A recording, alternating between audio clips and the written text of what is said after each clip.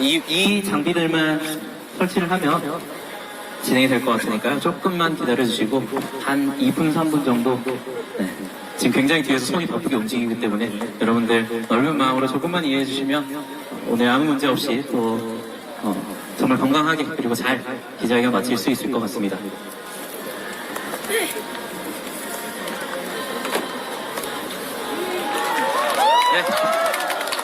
제가 잘 맞췄네요. 네, 오늘 기자회견을 하게 될 이준석 의원 뒤에서 입장하고 계십니다. 네, 여러분들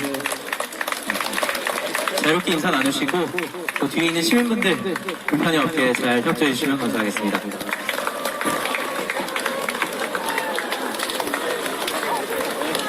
빨리.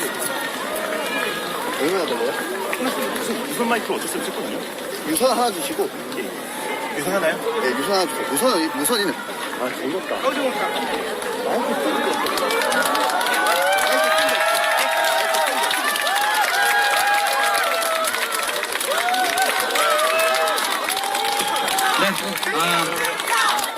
네, 큰 환영 감사드립니다.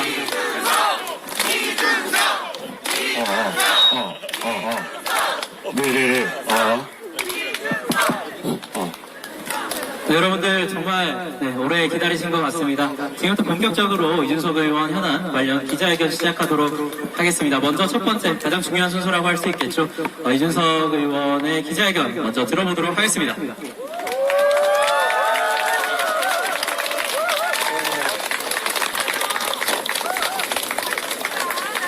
예, 오늘 이 젊음의 거리인 홍대에서 이렇게 현안 관련해가지고 기자회견을 드릴 수 있게 되어서 참 기분이 좋습니다. 그리고 무엇보다 오늘 정말 많은 분들이 관심을 가져주시고 함께 할 수 있어가지고 행복합니다. 예, 익숙한 얼굴도 있고, 그리고 항상 고마운 얼굴들도 있고, 그리고 또 무엇보다 많은 언론인분들 함께 해주셔서 정말 감사합니다. 예, 오늘 제가 가볍게는 아니죠. 굉장히 길게 모두 발언을 좀 하고요. 그 다음에 언론인들의 질문을 또 받으면 제가 또 답을 드릴 수 있는 부분 답을 드릴 수 있도록 하겠습니다.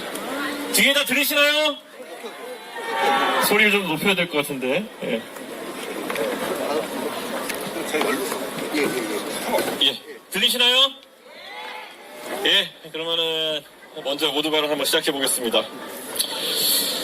예. 예. 안녕하십니까. 이준석입니다.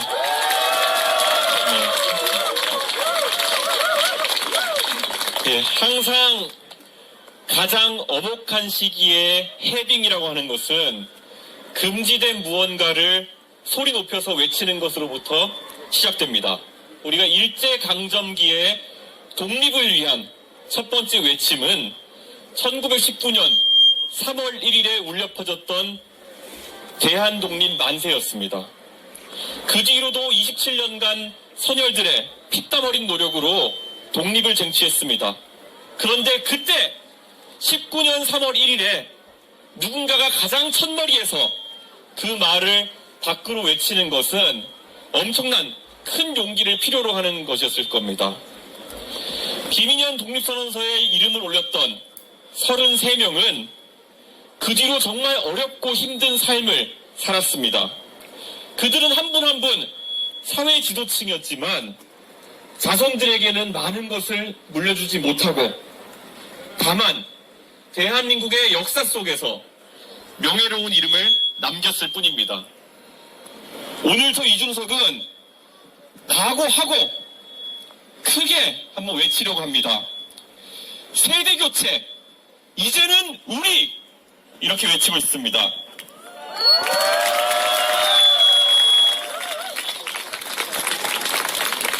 제가 정치를 해온 지도 벌써 14년째입니다.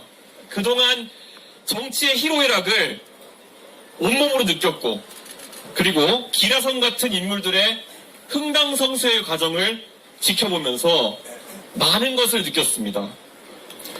그 과정에서 제가 일관되게 지켜온 원칙이 있습니다. 바로 세상의 거친 파도에 풍화되어서 순치되지 않겠다는 그런 각오였습니다. 권력과 타협하고 편리한 길을 선택하는 것은 정말 쉬운 일입니다. 하지만 저는 육신이 고달플지언정 국민과 함께하는 올바른 정치를 위해서 끝까지 소신을 지키는 길을 선택해 왔습니다. 윤석열 대통령에 대해서 최근에 여러 가지 증언이 쏟아져 나오고 있습니다. 저는 이미 3년 전부터 윤석열 대통령이 가진 위험성과 한계성에 대해서 꾸준히 지적해 왔습니다.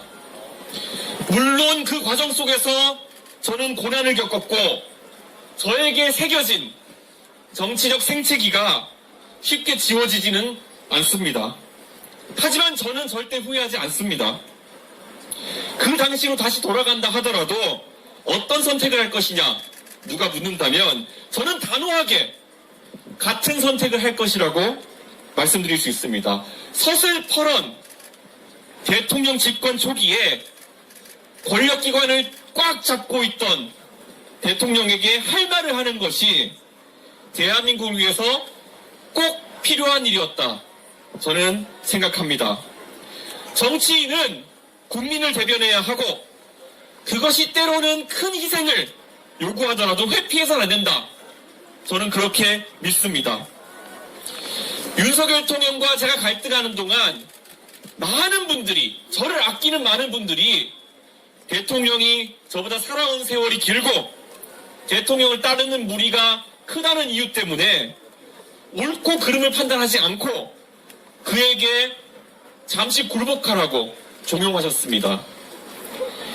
시간이 지나고 보니 그가 주장했던 것들이 대부분 틀렸고 제가 지적했던 것들이 적확했다는 것이 밝혀졌지만 아직도 저에게 가장 아쉬운 지점은 그 당시에 더 가열차게 그와 맞서지 못했던 것이다. 아직 그게 제 못내 아쉬워하는 지점입니다. 오늘 저는 대한민국을 위해서, 대한민국 미래를 위해서 가장 앞장서는 퍼스트 펭귄이 되겠다고 선언하겠습니다.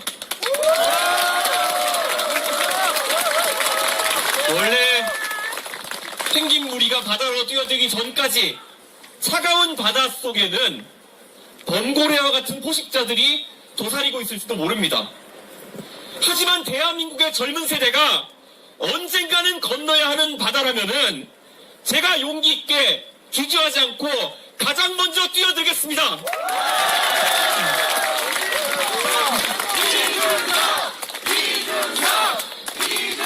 지금 대한민국은 거대한 변화의 기로에 서 있습니다. 그 변화가 올바른 방향으로 일어나야 된다고 저는 생각합니다. 대한민국은 최근 지성과 반지성의 대립구도로 접어들고 있습니다. 우선 우리는 대한민국의 반지성과 전면전을 벌여야 합니다. 제가 연휴 기간 동안 페이스북을 둘러보았습니다. 하버드 대학교 시절 동문 수학하던 제 친구들이 세계로 흩어져서 각자의 위치에서 AI 기술 발전에 대해서 깊이 있는 토론을 펼치고 자기 의견을 주장하는 것을 볼 수 있었습니다. 그들은 AI가 어떻게 인간의 역할을 대체해갈지, 그 변화에 어떻게 적응할지, 어떻게 이 과정 속에서 새로운 비즈니스를 만들어낼지, 어떻게 사람이 AI 시대에도 끝까지 사람으로서의 경쟁력을 유지할 수 있는지에 대한 고민을 나누고 있었습니다.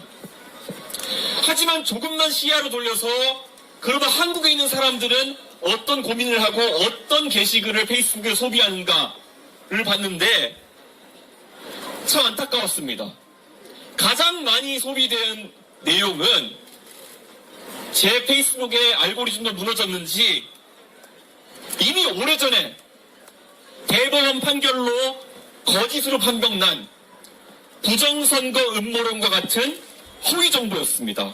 우리가 지향해야 될 지성의 파도 속으로 뛰어드는 것이 아니라 부정선거 음모론과 같은 반지성의 늪에서 허우적거리는 대한민국의 현실이 너무나도 안타까웠습니다. 물론 어느 나라에나 어느 곳에나 음모론에 경도된 사람들이 존재합니다. 달 착륙 조작설, 지구 평평설, 프리메이슨, 9.11 테러 자작설 등 황당한 주장들이 전 세계적으로 소비됩니다. 하지만 성숙한 사회라고 하는 것은 이러한 음모론을 걸러내고 정화하는 능력을 갖춘 그런 사회를 이야기합니다. 대한민국은 이미 천안함 폭침과 광우병 파동이라는 반지성을 우수한 국민들의 집단지성으로 극복한 경험을 가지고 있습니다. 그러나 광우병 파동과 천안함 폭침에 대한 논쟁이 대한민국에 과연 남긴 것이 무엇입니까?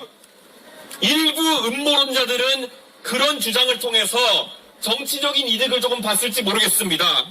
하지만 생각해 보십시오. 대한민국은 광우병 논란으로 중대한 통상교섭의 위기를 겪었습니다. 그리고 천안함 폭침 음모론으로 대한민국 사회는 안보를 목전에 두고 분열되었습니다. 더 나아가 적의 공격으로 희생된 장병들의 유가족들은 또 한 번 상처를 입어야 했습니다. 이것이 우리가 원하는 대한민국의 모습이겠습니까? 이제는 이런 퇴행을 멈추고 사회가 한 단계 더 도약할 수 있도록 힘을 모아야 되는 건 아니겠습니까?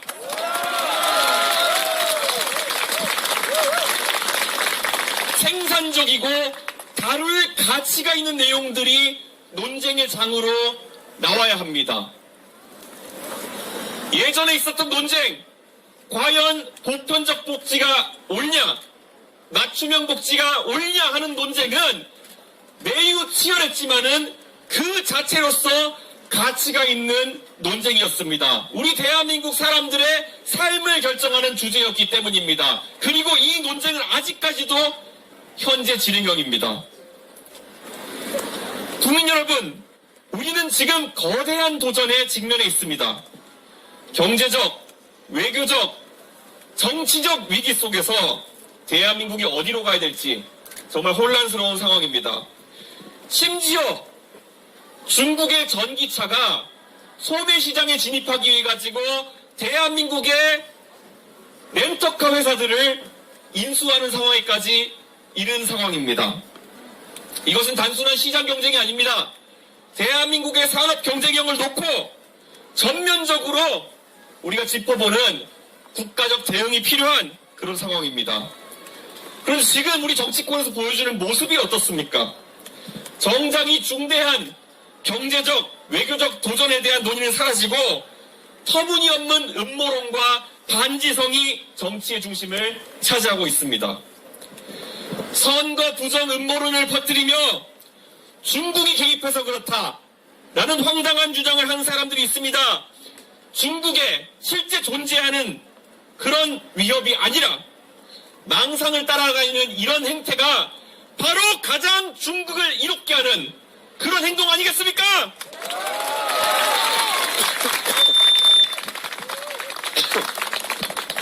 저는 오늘 대한민국 정치가 더 이상 기존의 보수 대 진보라는 낡은 틀에서 해석될 수 없다고 선언합니다. 보수라면 법치를 목숨보다 중하게 여겨야 된다. 귀가 따갑도록 들어왔던 이야기입니다. 그런 사람들이 정작 법원이 발부한 영장을 인정하지 않고 판사를 위협하며 거리에서 폭력을 조장한다면은 그것은 보수가 아닙니다. 보수라면 법과 질서를 지키고 사법체계를 존중하는 모습을 보여야 되는 것입니다. 그런데 지금 법치의 가치를 내세우던 이들은 법을 파괴하는 길에 앞장서고 있습니다. 정말 부끄러운 행동입니다. 한편 대통령의 반헌법적이고 불법적인 개헌 때문에 대통령을 파면해야 된다고 주장하면서도 자신들의 우두머리를 보호하기 위해서 재판을 지연시키고 헌법 제84조 대통령의 불소추 특권을 악용해서 형사적 책임을 회피하려고 하는 집단도 있습니다. 헌법상의 특권을 이용해서 범죄의 처벌을 피하려는 행동이야말로 반헌법적인 행동 아니겠습니까? 이처럼 보수도 진보도 본래의 가치를 잃어버린 그런 상황 속에서 자기 모습에 빠진 현실을 우리는 목도하고 있습니다. 이제는 이런 낡은 정치 시대를 끝내야 한다. 저는 그렇게 생각합니다. 대한민국의 위기는 단순히 경제적 위기가 아닙니다. 정치가 과거의 사건들에 매몰되어서 앞으로 나가지 못하는 것, 미래를 이야기하지 못하는 것이 바로 대한민국의 위기입니다. 멀게는 노무현 대통령을 둘러싼 정치적 공방에서부터 가깝게는 조국 전 장관 수사, 이명박 박근혜 두 대통령에 대한 수사까지 왜 이런 주제가 대한민국 정치를 뒤덮어야 하는 겁니까? 수사나 재판은 수사기관과 법정에서 조용하고 냉정하게 진행되어야 됩니다. 그러나 한국 정치에서는 국회와 거리에서 정치력 도구로 남용되고 있습니다. 불법 계엄이 나라를 뒤흔든 상황 속에서 여당과 제1야당 모두 과거에만 집착하며 덩어리를 키우고 있습니다. 진실을 밝히는 것이 중요한 것이 아니라 어떻게든 사건을 키워 정쟁의 도구로 삼겠다는 것이 목표가 되어버렸습니다. 우리는 이제 미래를 이야기해야 됩니다. 과거의 논쟁을 소모적인 정치적 무기로 사용하는 그런 구태가 이제 사라져야 되는 거 아니겠습니까? 정치가 수사기관을 정치로 끌어들이고 수사기관은 반대로 정치에 깊게 개입하는 이런 말도 안 되는 양태 꼭 바로잡아야 됩니다. 더 심각한 문제는 이러한 정적을 악마화하는 국내용 검투사 정치만 하다 보니 국제 무대에만 나가면은 방구석 여포처럼 한마디 못하는 상황이 발생하고 있습니다. 국제 회의의 자리에 가면은 왜 우리나라 지도자들은 항상 졸고 있는 모습만 사진에 찍혀야 되는 것입니까? 왜 우리나라의 지도자들은 나무 토막처럼 다른 지도자 앞에 서서 인사말 하나 못 건네고 사진만 바라보고 있는 그런 것들을 우리 국민들이 지켜봐야 됩니까? 수천억 원의 혈세를 들여서 전용기 타고 다니면서 정작 국제사회에서 대한민국의 국익을 위해서 능동적으로 한마디 못하는 무기력한 외교가 지속되고 있습니다. 이제는 외교적으로 강한 대한민국을 만들기 위해 달라져야 됩니다. 젊어서부터 해외를 자유롭게 드나들고 인터넷을 통해서 해외의 많은 문화들을 우리 문화를 접하듯이 접해온 세대가 전면에 나서야 됩니다. 국제 무대에서 타국의 정상을 만났을 때 자연스럽게 여러 가지 주제로 대화할 수 있어야 됩니다. 그것이 프리미어 리그에 대한 이야기일 수도 있습니다. 아니면 어렸을 때 같이 해봤을 법한 e스포츠 게임에 대한 이야기일 수도 있겠습니다. 아니면은 K-팝과 우리 문화 콘텐츠를 바탕으로 동질감이 형성할 수 있다면은 그런 지도자가 탄생한다면은 우리는 새로운 외교의 지평을 만들 수 있을 것이다. 저는 이렇게 생각합니다. 저는 대한민국이 완전히 탈바꿈하기 위해서는 세 가지를 반드시 뜯어 고쳐야 된다라고 생각합니다. 첫째, 대한민국에서 연공서열이라는 그 문화가 젊은 세대의 앞길을 가로막는 수단이어서는 안 됩니다. 지금 대한민국 곳곳에서 훌륭한 교육을 받은 젊은 세대가 연공서열의 장벽에 막혀서 뜻을 펼치지 못하고 있습니다. 젊은 나이에 정치에 뛰어들어 당당하게 경쟁하고 실력을 보여줘도 너는 아직까지 젊으니까 기다려라. 아직 네 차례가 오지 않았다. 우리도 예전에 기다렸다. 이런 말을 들어야 했던 제가 선택했던 길은 전당대회에 나가서 수십 년간 정치해온 선배들보다 나은 실력을 보여줘서 제 역할을 쟁취하는 것이었습니다. 막연하게 기다려라. 너는 젊지 않냐. 더 배워야 된다. 이런 가스라이팅이 대한민국을 정체시켜온 것입니다. 우리는 올림픽에서 가장 잘하는 선수를 국가대표로 내보냅니다. 이건 대원칙입니다. 간혹 협회에서 실력이 아닌 다른 기준으로 국가대표를 선발하는 비리가 실린다. 이거야말로 국가망신이고 국민들은 분노합니다. 메이저리그에서 경쟁하는 야구 선수들에게 아니면 국제무대에서 경쟁하는 아이돌 그룹에게 연공서열을 강조한다고 생각해 보십시오. 얼마나 웃기겠습니까? 그런데 정치에서는 이런 문화가 아직까지 팽배해 있습니다. 뜯어 고쳐야 되지 않겠습니까? 당대표를 지내고 선거에 승리해도 어리다는 이유로 억누르려 하고 싸가지 없다는 프레임에 가두려는 그런 모습이야말로 전형적인 기득권의 모습 아니겠습니까? 이러한 연공서열과 권위에 눌리는 관성을 가지고는 젊은 세대의 창의를 최대한 활용할 수 없습니다. 작금의 대한민국의 계엄으로 인해 비롯된 위기, 군에서 가장 잘 나간다는 별 달고 있는 엘리트들이 군 형법 44조 상관의 명령이 명백한 위법일 경우 따르지 않아도 된다. 이 조항 하나를 스스로 판단하지 못해가지고 국회를 침탈하고 군 전체를 웃음거리로 만든 거 아닙니까? 더 이상 형식과 권위에 매달려서 국익을 저해한 행태가 반복돼서는 안 됩니다. 둘째, 우리가 어쩔 수 없이 금지하는 몇 가지를 제외하고는 무엇이든 할 수 있는 자유를 허용해야 됩니다. 즉, 네거티브 규제를 사회의 기조로 삼아야 합니다. 예전에 암호화폐와 블록체인 기술이 처음 세상에 알려졌을 때 대한민국은 분명 그 분야에 선두에 있었습니다. 하지만 규제 일변도의 정책으로 인해서 단순한 암호화폐 거래를 넘어선 다양한 파생된 산업들이 발달하지 못했습니다. 미국은 지금 트럼프 정부가 들어서면서 암호화폐를 통해서 세상의 질서를 바꾸려고 하고 있는데 대한민국에선 법인 명의의 계좌를 만드는 것조차 해결하지 못해서 새로운 산업을 발달시키지 못하고 있습니다. 우리는 더 이상 글로벌 경쟁에서 뒤처질 수 없습니다. 산업과 기술이 빠르게 변하는 시대에 법과 제도가 그 속도를 따라가지 못한다면 대한민국의 미래를 담보할 수 없습니다. 정부가 산업을 규제하는 것이 아니라 지원하고 촉진하는 역할을 하는 것이 중요합니다. 그러기 위해서는 과감하게 규제를 풀어버리는 자유를 보장해야 됩니다. 셋째, 교육에 대한 대대적인 투자를 통해서 사람이 가진 꿈의 크기라는 것이 부모의 재산이나 가정 환경에 따라 제약받는 것이 아닌 그런 공정한 세상을 만들어야 합니다. 사람의 가치를 높이는 교육에 올인해야 됩니다.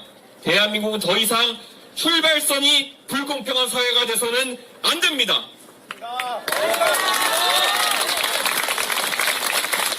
주로 우리가 사회 정의를 실현하는 방법 중에서 세금을 걷어서 가진 자의 것을 덜 가진 자에게 나누어서 경제를 지속하고 사회를 발전시킨다는 말은 대체로 맞는 말입니다. 하지만 이제 이것만으로는 사회의 공정성을 유지하기 어려운 것이 현실입니다. 이재명 대표가 자기 돈도 아닌 것을 국민들에게 25만 원씩 나눠준다고 했는데 과거만큼 거기에 대한 반응이 뜨겁지 않은 것은 그 일시적인 행복이 지속 가능한 행복이 아니라는 것을 국민들이 너무 잘 알기 때문 아니겠습니까?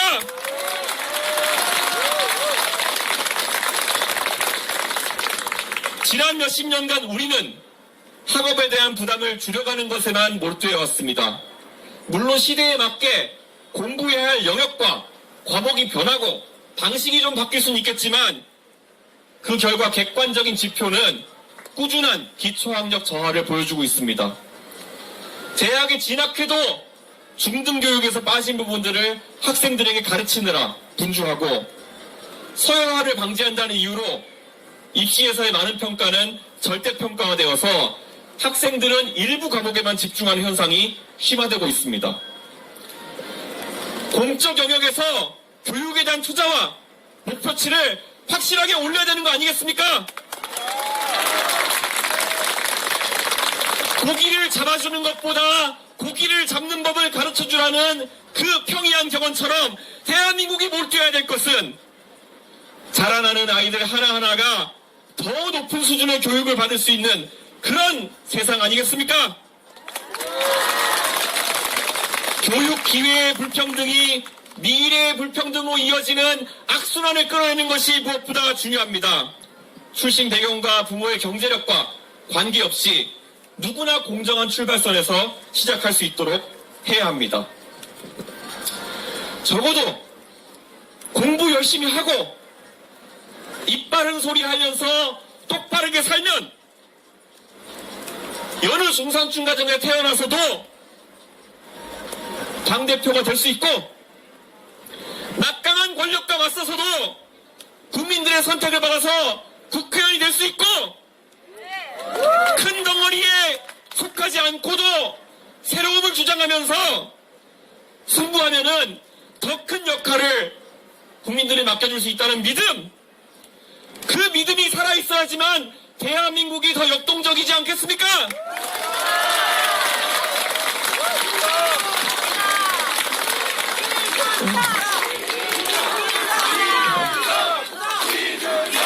대한민국의 곳곳에서 공부하는 어린 학생들에게 우격다짐으로 방탄하면서 조금만 버텨야지 하면 정치하는 모습이 대한민국의 미래상이라고 말할 수는 없을 겁니다. 자기 마음대로 일이 안 된다고 계엄을 저질러버리는 그런 양태를 대한민국의 미래상이라고 이야기할 수는 없을 겁니다. 그런 적대적 공생관계 속에서 우리 젊은 세대에게 미래상을 그릴 수는 없는 겁니다. 적어도 공부 열심히 하고 똑바르게 살고 입 바른 소리 하면은 빛을 보는 세상을 미래로 보여줘야 되는 거 아니겠습니까?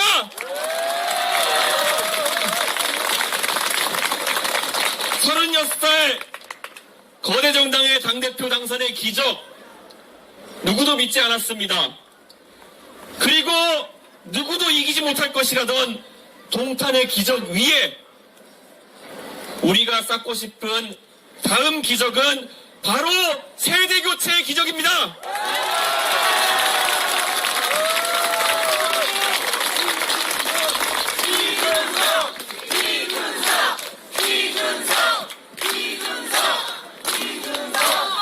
이미 더 이상 새로운 고기를 올릴 수 없을 정도로 다 타버린 고기 불판을 새로운 불판으로 갈아야 하는 시대적 사명이 무겁게 느껴집니다.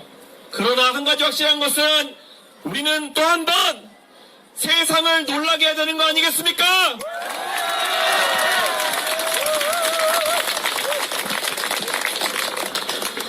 존 F 케네디는 43살에 미국의 지도자가 되어서 사람을 달에 보냈습니다. 마찬가지로 43살의 토니 블레어는 영국의 수상이 되어 제3의 길을 제시했습니다. 46살의 빌 클린턴은 걸프 정쟁을 승리로 이끈 현직 부시 대통령을 꺾고 IT를 중심으로 미국의 중흥기를 이끌었습니다. 46살의 버락 오바마는 흑인 최초로 미국의 대통령이 되었습니다. 변화는 과감한 세대교체와 함께 일어나는 겁니다. 이들을 부러워할만 할 것이 아니라 대한민국도 과감하게 세대의 전환과 구도 전환을 해야 됩니다. 저들이 한 것을 우리가 못한 이유가 뭡니까?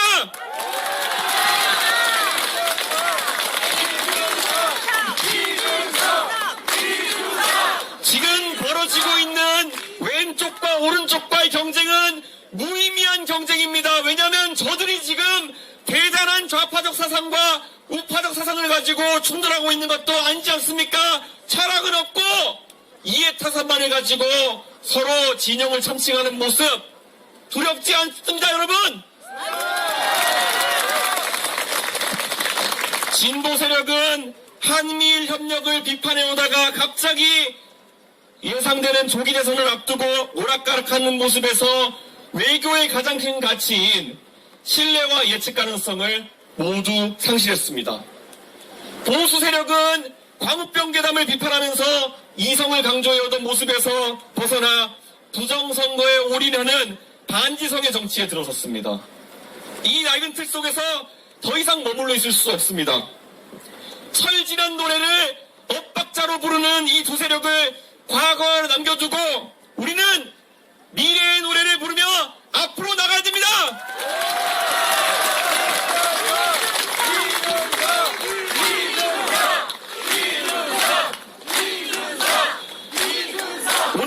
자리에서 단호하게 이야기합니다.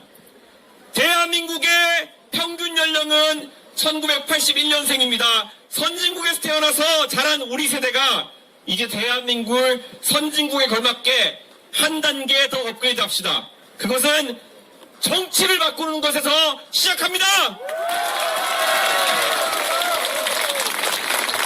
극단적 세력 간의 대립은 이 체제가 한계에 다다르고 있다는 것을 의미합니다. 2025년 대한민국의 한 정치 체계의 종말을 확인하는 것을 넘어 새로운 불판을 까는 한 해가 되기를 기원합니다. 정치인의 방탄과 부정선거와 사법불복을 노래하는 정치질과 결별하고 미래를 설계하고 국민의 삶을 노래하는 그런 정치를 선보이겠습니다.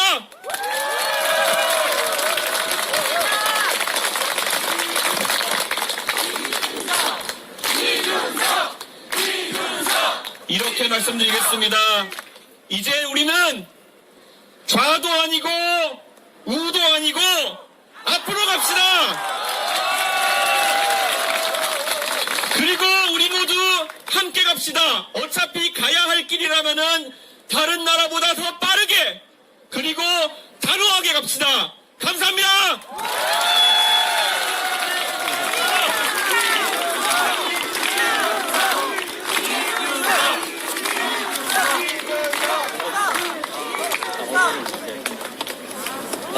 네.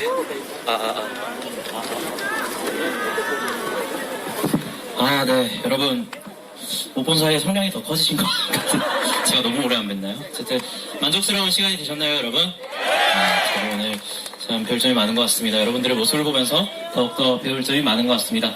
다음은 우리 언론인분들, 질의응답을 받도록 하겠습니다. 다음 순서를 진행하기 전에,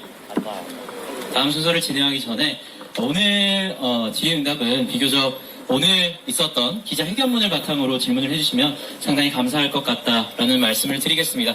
그럼 본격적으로 언론인분들 질의응답 받도록 하겠습니다. 흔들면 네, 거소해주시면 질의응답 받도록 하겠습니다.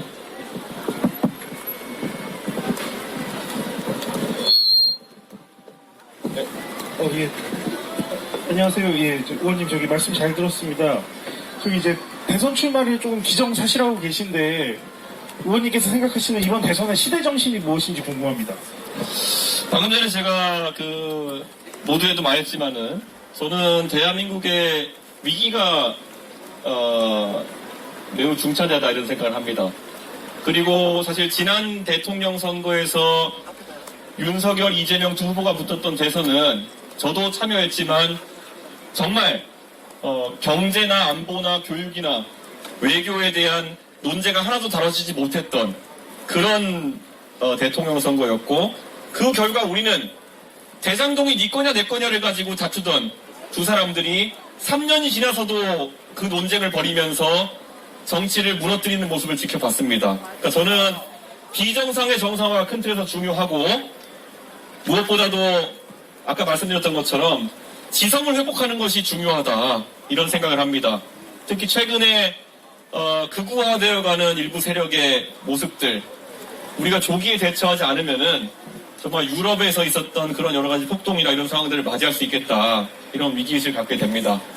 그리고 아까 말씀드렸던 것처럼 선진국이 되었기 때문에 이 선진국의 마인드를 가지고 국가를 운영할 수 있는 세력이 집권해야 된다. 저는 그렇게 생각합니다. 저는 그 과정에서 국민들이 올바른 선택을 할 것이다. 저는 그렇게 생각합니다.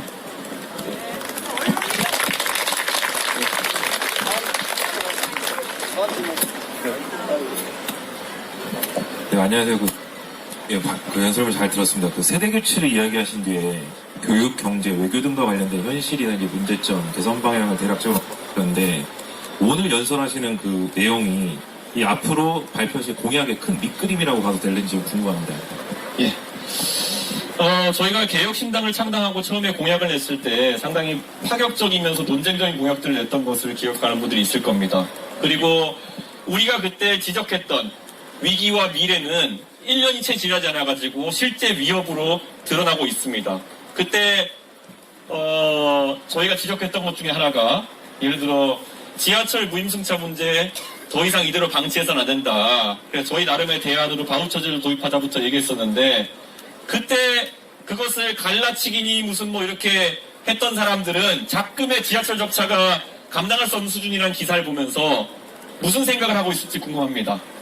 결국에는 그 반대만 하면서 결국에는 무슨 개혁을 얘기해도 갈라치기라고 비판하고 결국에는 파퓰리즘적으로 나갔던 사람들이 미래에 대안이 되지 않는다는 것은 확실하다고 생각합니다. 그래서 마찬가지로 이런 부분에 논쟁적인 이야기들을 공약에 많이 담아낼 계획이다. 이렇게 말씀드리고요. 외교 같은 곳은 아까 제가 지적했듯이 지금 다른 정치인들에게는 태생적 한계가 존재할 수밖에 없을 것이다. 이렇게 봅니다. 우리가 아까 제가 지적한 것처럼 많은 대통령들이 해외 외교 현장만 가면은 나무토막처럼 서 있고 급기야는 정작 외교 무태에서는 한마디도 못하고 걸어 내려오면서 자기 수행원들과 잡담하다가 바이든 날리면 논란 같은 걸 만들고 근데 이거는 대한민국 외교에 굉장히 심각한 문제인 겁니다. 외교를 전용기 타고 돈 펑펑 쓰고 다니면서 한 발짝도 앞으로 나가지 못한 외교가 지속되고 있는데 그런 부분에 대해서도 아주 저는 이건 인물론으로 변화를 가져와야 된다. 그런 생각하고 있습니다. 그리고 교육에 대해서는 앞으로 자세한 공약을 발표할 기회가 있을 거라 생각하지만요. 저는 교육에 있어서는 이 마찬가지로 이번에 교육감 선거를 보시면은 보수 진영의 착각이 적나라하게 드러났습니다. 단일화만 하면 이길 수 있다는 식으로 보수 교육감 후보가 나와가지고 정교조 얘기만 하다가 그리고 또 뭐 왜 교육감 나오신 분들이 보수 성향의 정치 유튜브 나가셨는지 모르겠지만은 그런 데만 나가다가 보궐인데도 보기 좋게 깨지는 그런 상황이 있었습니다. 저는 보수 진영이라고 한다면 교육관도 냉정하게 다 갈아치워야 된다고 생각합니다. 지금 AI 문제를 계속 거론하지 않을 수 없는데 지금 우리가 당면의 현실이라고 하는 것은 사람이 서서히 AI와 로봇으로 대체돼가는 현실이 이미 목전에 다가온 겁니다. 제가 정책을 논의하면서 만난 판교의 많은 IT업체 사장님들이 얘기해준 바로는 이미 판교의 IT 개발자 초봉이 재작년에 7천만 원 가까이 하던 것이 4천만 원대로 내려온 회사들이 많다. 왜냐? 가장 먼저 대체되는 일자리가 초급 일자리다. 대학에서 많은 것을 배우고 나와서 사회에 이제 취업해서 더 스킬을 키워나가고 초년생으로 살아가야 될 우리 젊은 세대가 가장 먼저 AI와 로봇으로 대체되고 있다는 겁니다. 그럼 저는 이 문제에 대해 가지고 장기적인 관점과 단기적인 관점에서 대책을 내놔야 되는데 그 해답은 교육에 있을 것이다. 이렇게 보고 더 이상 이제 아까 보수적 교육관도 말이 안 된다 생각하는데 지난 한 20년 동안 제가 아까 기자회견문에서 얘기했던 것처럼 자꾸 내용을 빼주고 난이도를 낮추고 이런 방식으로 가가지고는 우리 사회에 충분한 인재를 공급하기 어렵다. 저는 그래서 과거 미국에서 부시 정부에서 낙오방지법 NCLB라든지 아니면은 오바마 정부에서 모든 학생 성공법이라든지 이런 것을 통해서 교육의 질을 확 높이기 위한 노력했던 것처럼 저는 대한민국도 적극적인 교육재정 투입을 해야 된다. 이렇게 생각합니다. 의대 증원에 갖다 놓을 돈이 그렇게 몇 조씩 있다 그런다면은 그 돈이야말로 우리 중고등학교 학생들이 절대 뒤처지지 않도록 투입돼야 된다 이렇게 생각합니다. 저는 교육에 방점을 찍고 대한민국 문제를 풀어나가고 있습니다.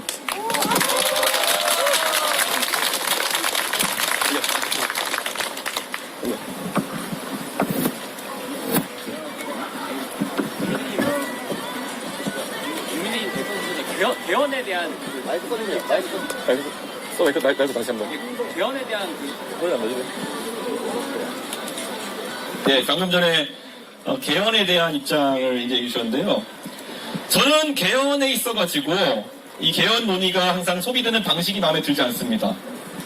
먼저 개헌을 하자고 하면은 가장 먼저 얘기 나오는 것이 대통령제냐 내각제냐 뭐 이런 얘기들로 나올 텐데 저는 윤석열 대통령을 보면서 결국 지도자 개인의 리스크가 굉장히 크다는 생각도 했지만은 사실 어떤 제도 하에서도 저런 빌런은 나타날 수 있는 겁니다. 그래서 그런 리스크를 줄이는 방향으로 권력 분점에 대한 개헌은 단순히 대통령제냐 내각제냐 이상을 넘어선 범위에서 논의돼야 된다. 이렇게 생각하고요. 다만 지금 국민의힘 쪽에서 조기 대선을 앞두고 불리한 국면이니까 개헌을 하자고 하는 것은 진정성이 떨어진다고 받아들여질 가능성이 높습니다. 그래서 저는 제가 만약에 나중에 높은 위치에 올라갈 수 있게 된다면은 저는 즉시 개헌에 대한 논의를 시작할 것이고 그 개헌이라고 하는 것은 대통령과 권력자가 가진 권한을 줄이는 방향으로 당연히 진행돼야 된다. 그런 생각을 합니다. 저는 지금 대한민국이 가지고 있는 산적한 문제들을 풀기 위해서는 정말 대통령 하나 잘된 사람 뽑아가지고 해결되는 문제가 아닐 거라고 생각합니다. 우리가 삼권 분립도 지금 항상 변할 수 없는 것을 여기지만은 대만이나 다른 나라들을 보면은 5권 분립을 가져가는 나라도 있습니다. 감찰권이나 아니면은 그 입시를 관련한 학습권이나 이런 데에 대해 가지고 구분해서 가져가는 경우도 있습니다. 최대한 권력 분점을 해야 되고 저는 감사원 같은 경우에는 무조건 미국처럼 국회에 배속되어서 행정부를 견제할 수 있어야 된다. 그런 생각을 가지고 있습니다. 그리고 대한민국의 부처들도 이거는 뭐 헌법 사항까지는 아니지만은 정부 조직법도 대대적으로 개정해야 된다. 이렇게 생각합니다. 아까 제가 대한민국의 문제 중에 규제를 풀어나가는 것도 굉장히 중요하다. 이런 말씀을 드렸는데요. 저는 우리나라에서 지금 나눠진 부처 조직 체계상 일을 할래야 할 수 없는 구조들 아니면 중복된 업무를 하고 있는 부처들이 너무 많습니다. 예전에 제가 윤석열 대통령이 대선 나갈 때 이런 큰 틀에서의 정부조직법 개정을 얘기했더니 대통령이 안 했다가 사실 이런 문제가 발생한 것도 있습니다. 그 당시에 많은 분들이 여가부 폐지로만 기억하는 분들이 있지만은 사실은 노동 문제와 합쳐가지고 노동인권부로 확대 개편하자는 얘기를 했었습니다. 왜냐? 대한민국에 이제 인권에 대해서 우리가 살펴봐야 될 부분은 90년대 후반처럼 여성 인권만이 아니라 다양해지기 때문에 노동인권부를 확대 개편하자는 얘기를 했는데 홀라당 여성 폐지만 발표하게 된 것이었겠죠. 이번에도 보건복지부를 놓고 많은 얘기가 나옵니다. 우리 사회에서 복지 분야가 커지면서 보건복지부는 이제 경제부처같이 돼버렸습니다. 그런데 거기에 보건 업무를 달아놨고 그 안에서 경제부처 관료들이 장관을 해오는 상황이 발생하면서 의대 직원이나 이런 문제에 대해서 의료개혁에 대해서 효율적으로 대처하지 못하고 이런 사회적 혼란이 야기되었다는 겁니다. 그 외에도 저는 정말 다양한 부처들, 부처 간 업무 조정이 잘 되지 않아가지고 대한민국이 묵혀놓고 있는 과제가 너무 많습니다. 저는 개헌과 더불어가지고 정부를 확실하게 혁신해내야 되고 물론 미국에서 뭐 트럼프와 일론 머스크가 하는 것처럼 정부 효율부 뭐 이런 걸 하겠다는 것까지는 아니겠지만은 과감하게 공공섹터에 방만한 부분은 다 도려내야 된다. 그래서 낭비되는 비용이 없어야 된다. 그래서 대한민국 국민들이 있어가지고 세금이 낭비되는 상황을 없애야 된다. 전 그렇게 생각합니다. 네. 또 혹시 질문? 네.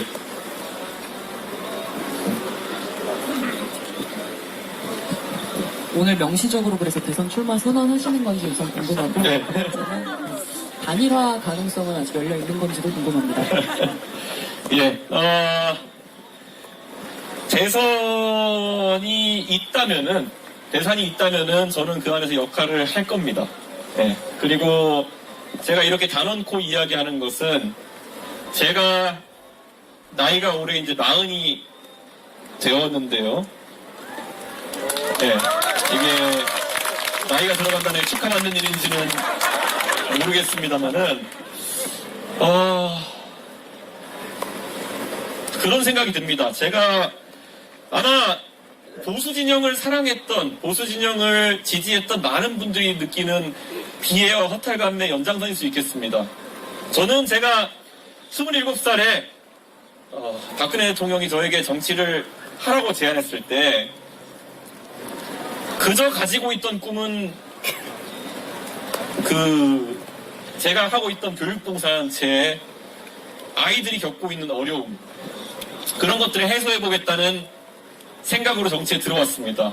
그래서 박근혜 대통령을 당선시키고 나서도, 윤석열 대통령을 당선시킨 데 일조하고 나서도 그런 문제를 푸는 공간이 저에게 주어지리라는 기대를 너무나도 하고 있었습니다. 너무 하고 싶었고요. 그런데 안타깝게도 콩 반쪽도 나눠먹지 않으려고 하는 것이 권력의 습성이었던 것 같습니다. 네. 그렇게 13년, 4년을 기다려왔습니다. 그런데 꼭 그거 하고 싶습니다. 제가 원래 정치 들어오기 전에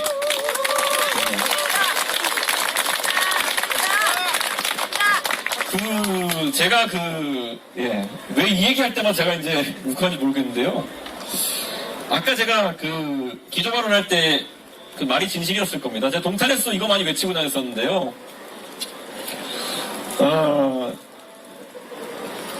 그 사다리가 살아있는 게 너무 중요합니다. 예. 그 사다리를 지키기 위해서 어쩌면 상계동에서 어릴 때 살아오고 공부만 잘하면 잘 될 수 있어라는 그 말에 어쩌면 속아가지고 열심히 살아와봤더니만은 그래도 집안에 정치하는 사람 한 명 없는데 정치인 2세도 아닌데 젊은 나이에 당대표하고 국회의원하고 이 홍대바닥에서 정말 많은 분들에게 제 생각을 얘기할 수 있는 것이 저에겐 너무 감격스러운 경험이고요. 근데 이 경험이 작게는 제가 항상 선거 때 동탄의 아이들, 상계동의 아이들, 넘어가준 대한민국의 모든 사람들한테 현실적인 그런 지향점이었으면 좋겠습니다. 네. 그래서 근데 다른 사람한테 이거 얘기해도 실현 안 되더라고요. 제가 다른 사람 선거 아무리 도와도 실현이 안 되더라고요. 그래서 단일화 얘기하시는 분들이 있다면요, 솔직히 지금 그 자리에 도전하신 분들 제가 모르는 사람 없을 겁니다. 예. 그런데 다들 저와는 관심사가 너무 다르세요. 예. 저랑 너무 관심사가 달라가지고요. 예. 그리고 제가 사기도 당해봐가지고요. 저는 당대표 하면은 이제 드디어 그런 것들을 할 수 있겠구나를 생각했는데요. 그 콩반쪽도 못 나눠먹는 그 졸렬한 사람 하나 때문에 제가 사람을 믿기가 힘들 것 같아요. 특히 이런 중차대난 일에서는. 그래서 저는 이런 것들을 내세운 후보가 있는지 한번 살펴볼 텐데요. 지금까지 부정선거는 왜 뭐가 나와 있나요? 네. 지금까지 저는 저와 비슷한 지향점을 가진 사람을 발견하지 못했고, 다 그분들 아는 분들이지만 나이 60 넘어가지고 갑자기 생각이 바뀔 것 같지도 않고, 그래서 저는 간다면 끝까지 갑니다.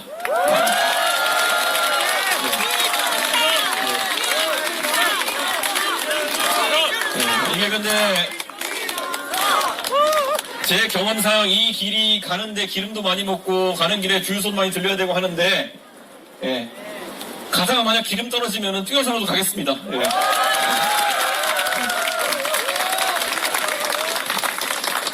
네, 의원님, 방금 전에 사기에도 당했다 이렇게 말씀하셨는데, 네. 일각에서는 이제 대표님이 윤 대통령 당선이나 이런 것에 양두구육이라고 하지요. 이런 논란이 있어서 출마를 하면 안 된다 이렇게 말씀하는 분들이 있는데, 그분들에게 해주고 싶은 말이 있는지 궁금합니다. 대한민국에서 양두구역이라는 말을 제가 썼을 때는 그런 상황에 대해서 굉장히 개탄스럽게 생각하고 윤석열 대통령에게 각성을 촉구하는 맥락에서 한 겁니다. 그때도 저는 용기를 가지고 이야기했던 겁니다. 그 상황에서 윤석열 대통령에게 바뀌어라라고 얘기할 수 없었던 그런 비겁한 사람들은 저한테 지적하면 안 된다. 저는 그런 생각합니다. 그리고 선거라는 것은 항상 상대적인 것이고, 저는 만약에 혹시라도 윤석열 대통령을 찍지 않았던 분들 중에서 그런 말씀하시는 분이 있다면은 정말 냉정하게 그 상대였던 분이 좋은 대안이 되지 못했던 것, 개고기만 못했던 것을 한탄해야 된다. 저는 그렇게 생각하고, 저는 윤석열 대통령이 양의 탈을 뒤집어 쓴 개고기였다 해가지고 그 상대편에 서 계신 분이 먹을 수 있는 고기라는 것은 아니라고 생각합니다.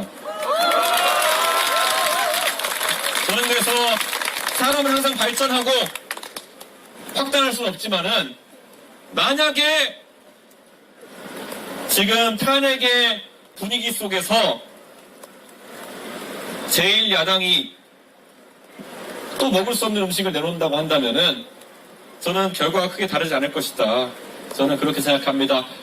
민주당이 가진 가장 좋은 카드를 뽑아 들어보십시오. 그게 국민을 위한 옳은 선택일 겁니다. 혹시 질문? 네. 네, 만약에 조기 대선이 이제 확정이 된다면 대통령 파면 이후 60일 이내에 좀 빠르게 치러지지 않습니까? 그런데 개혁신당만 놓고 봤을 때는 아직 뭐 지지율이나 이런 게 좀 크게 개선이 안 된 것 같아서 네. 그 안에 좀 지지층을 확 끌어당길 그런 보관을 갖고 계신지 궁금합니다. 저는 이렇게 생각합니다.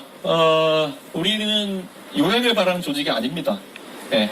개혁신당이 걸어온 역사라고 하는 것은 모든 사람들의 불가능하다는 평가, 그 전편에 나와서 평론하는 평론가분들이 얼마나 정치를 잘 이해하고 계신 분들인지 모르겠지만은 모든 사람이 안 된다고 지적한 상황에서 해낸 것들이 한두 가지가 아니라고 생각합니다.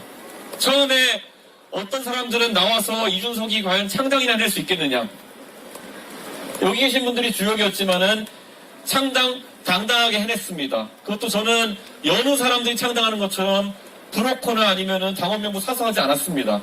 저희는 정정당당하게 했고 그 과정 속에서 지역구와 비례대표 당선자까지 배출하는 그런 정정당당한 선거를 했습니다. 저는 아까 제가 기자회견문에서 밝힌 것처럼 저도 편하게 정치하고 싶습니다. 네. 저도 때로는 덩어리즘에 의지해보고 싶기도 하고 편하게 정치하고 싶기도 합니다. 그런데요, 그렇게 해서 마음 편할 것 같지가 않습니다. 네. 그 덩어리즘에 의존해가지고 선거를 치른다는 것이 무엇을 의미하는 것인지 너무 잘 아는 사람 입장에서는 잘 된다 하더라도 그렇게 하고 싶지 않은 게 제 생각이고요. 아마 지금 저희를 바라보면서 하는 많은 의구심과 그리고 비판의 지점들, 어쩌면 저 개인으로서도 당대표 하겠다 그랬을 때 들었던 비아냥이기도 하고요. 네. 뭐 참가의 의의를 두는 것이냐 이렇게 물어본 사람들이 굉장히 많았죠. 그때 저는 답했습니다. 최고위원까지 많이 해봤는데 당대표 되려고 하는 거지 왜 내가 참가의 의의를 두고 당대표 선거에 뛰겠느냐. 그걸 증명하는 데는 3주가 채 걸리지 않았습니다. 동탄에 나갈 때 젖자 쌓으려 나가는 거냐고 물은 사람 많았습니다. 네. 아니죠, 이기려고 나가는 거죠 라고 얘기했습니다. 지금도 저는 당당하게 얘기한다면은 이길 각을 보고 갑니다. 그래서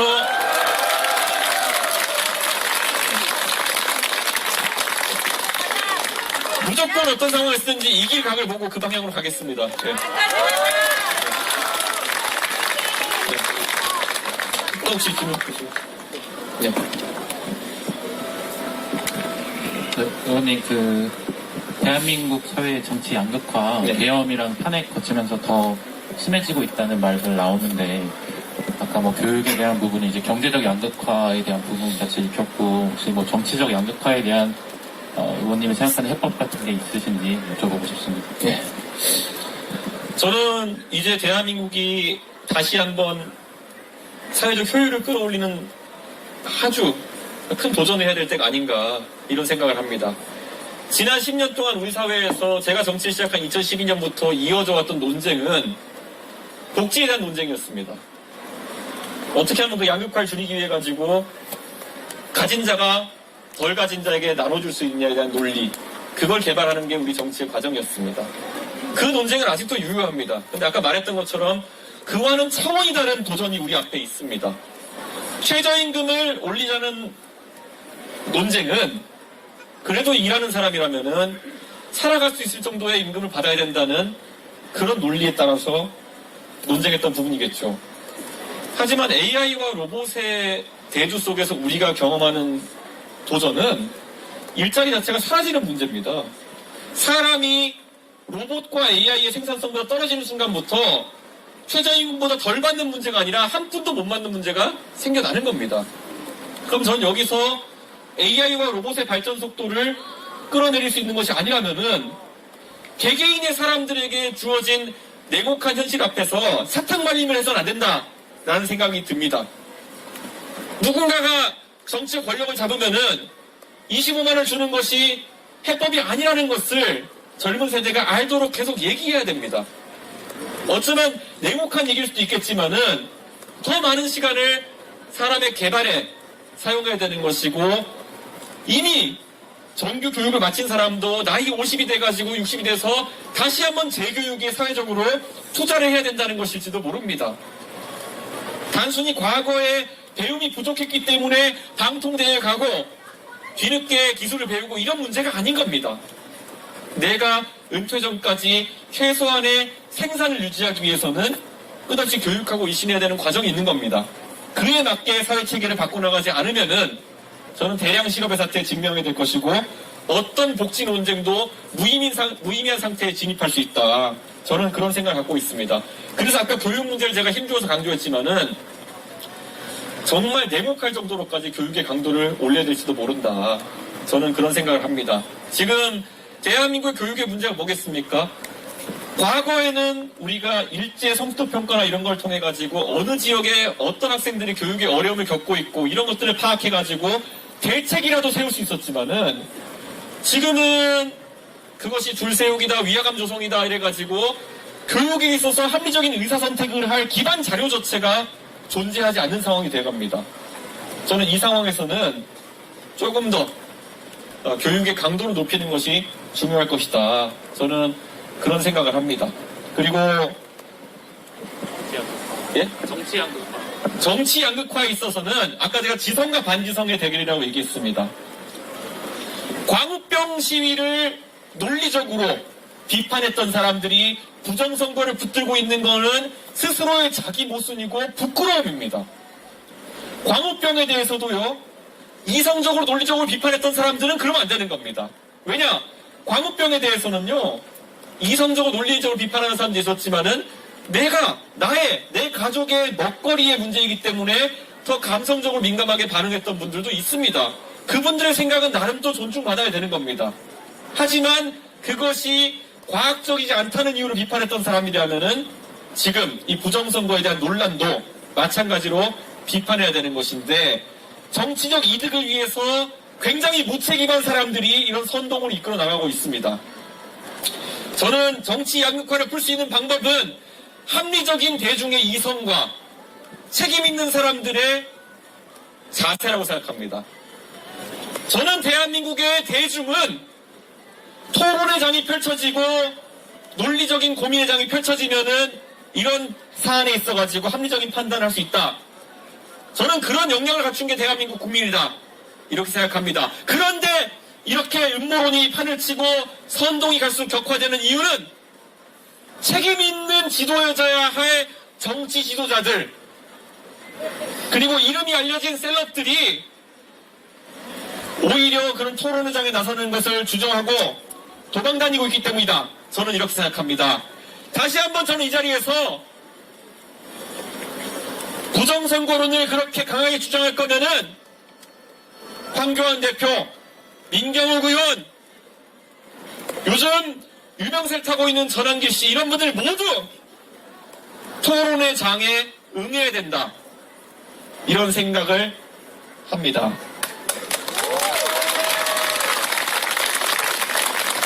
저는 앞으로 대한민국에서 정치 문화로 자리 잡았으면 좋겠는 것은 보수든 진보든 아니면 나머지 어떤 정파의 지도자든지 간에 영국의 국회의사당에서 수상이 나와가지고 야당 당수랑 1대1로 면전에서 계급장 떼어놓고 토론하는 문화가 있을 때, 그 정도 실력을 갖춘 정치인들이 우두머리가 돼서 정치할 때 대한민국의 양극화라는 것은 있을 수 없다. 왜냐하면은 수준 높은 토론이 함께 한다면은 우리 국민들은 합리적인 이성으로 판단해줄 그런 능력을 갖춘 국민들이기 때문이다. 이렇게 말씀드리겠습니다.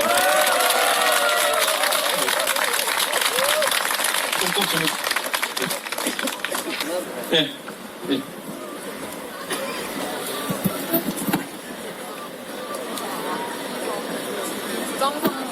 부정선거에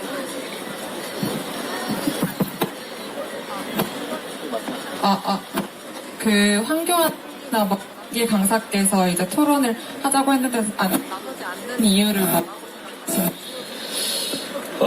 황교안 대표가 토론에 응하지 않는 이유를, 아니면 전한계 씨가 토론에 응하지 않는 이유는, 다 알지 않습니까? 이게, 원래, 언더에서 이렇게 어둠의 세계에서 이렇게 하시던 분들이 밝은 세상을 보는 걸 두려워하시는 분들이 있습니다. 그들만의 작은 왕국이 깨지는 걸 원치 않는 모습인 것처럼 보입니다. 그런데 저는, 참으로 그것이 안타깝습니다. 네. 적어도 황교안 대표라 그러면 대한민국의 총리를 지내시고 대통령 권한대행까지 지내시고 무엇보다도 선거 업무를 담당하는 고관검사로서 이름을 날리시던 분입니다. 그렇다면 이 사안에 대해 가지고 충분히 논리적으로 이해하셨을 분이 본인이 놓인 정치적 상황에서 이것을 이렇게 활용하는 것이 유리하다고 판단해서 그렇게 하시는 거라면은 황교안 대표는 정치할 자격이 없습니다. 왜냐하면은 적어도 국민 앞에서는 진실해야 되는 것이 정치다 이렇게 생각하고, 저는 대한민국에서 그런 허접한 음모론으로 보수 세력이 집권할 수는 없다 그런 생각합니다. 경제에 대해서, 교육에 대해서, 안보에 대해서 비교 우위를 가지고 국민들의 표를 얻으려는 생각을 해야 되는데 얼마나 황당합니까? 대법원 판결로서 이미 다 결론이 났고 120여 건에 달하는 선거소송에서 전부 다 사실관계 확인된 상황인데 그것을 받아들이지 않고 저렇게 선동에 나선다? 저는 거기서부터가 이미 그분들은 정상적인 정치를 하고 있는 게 아니다 이런 생각을 합니다. 그리고 저는 전한길 강사 같은 경우에는 저한테 아주 원색적으로 이준석이가 뭘 몰라서 그렇다라는 식으로 방송에 나가시고 얘기하시고 그러던데요. 적어도 네, 학생들이 강의하시는 분이라면 좀 그렇게 매니악한 그런 강의를 하시는 분도 있겠지만은 정치라는 공간에 발을 반쯤 들여놓으신 상황 속에서는 네, 그렇게 아무 말 하시는 거 아니다라고 제가 이제 말씀드리고 싶습니다. 적어도 본인이 어떤 주장을 할 거면은 논박당할 용기와 각오 정도는 있어야 되는 겁니다. 그런데 그런 것 없이 그냥 뭐 이렇게 큰 소리만 내시고 이렇게 한다고 해가지고 대한민국에서 정치적 담론이 소화되는 것이 아니다. 저는 그렇게 생각하고 다시 한번 황교안, 민경욱, 전한길 호칭 생략하고 이분들 적어도 양심이 있으시면은 토론회 장에 나오십시오. 네. 제가 24시간이라도 토론해드리겠습니다. 그리고 대한민국이 이렇게 혼란스러운데 그 책임을 방기하는 것은 그 지도자로서의 자세가 아닐 것이다 이렇게 생각합니다. 네. 또 질문.